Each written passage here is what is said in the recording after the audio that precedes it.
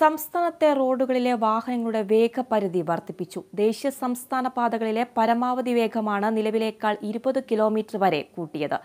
അതേസമയം ഇരുചക്ര വാഹനങ്ങളുടെ പരമാവധി വേഗം 50 കിലോമീറ്ററായി കുറച്ചു. ജൂലൈ 1 മുതൽ പ്രാബല്യത്തിൽ വരും. AI ക്യാമറകൾ പ്രവർത്തനം തുടങ്ങിയത് കണക്കിലെടുത്താണ് 2014 നിശ്ചയിച്ച വേഗപരിധി പുതുക്കിയത്. കാർ ഉൾപ്പെടെ 9 സീറ്റ് വരെയുള്ള യാത്രാവാഹനങ്ങൾക്കാണ് ഏറ്റവും വേഗത്തിൽ ഓടാവുന്നത്. ഇവയ്ക്ക് 6 വരി ദേശീയപാതയിൽ 110 കിലോമീറ്ററും 4 വരി ദേശീയപാതയിൽ 100ഉം മറ്റ് ദേശീയപാത, MC റോഡ്, 4 വരി സംസ്ഥാന പാത എന്നിവിടങ്ങളിൽ 9ഉമാണ് പരമാവധി വേഗം.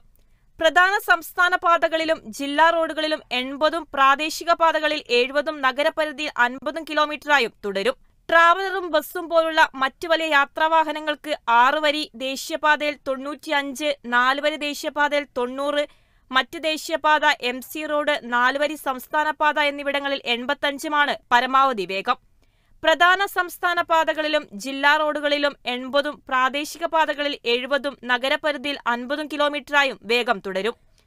ചരക്ക് വാഹനങ്ങൾക്ക് 6, 4 വരി ദേശീയപാതയിൽ 80 കിലോമീറ്ററും മറ്റ് ദേശീയപാതകളിലും 4 വരി സംസ്ഥാന പാതകളിലും 70 കിലോമീറ്ററും ജില്ലാ റോഡുകളിൽ 65 കിലോമീറ്റർ വരെയും വേഗത്തിൽ പോകാം.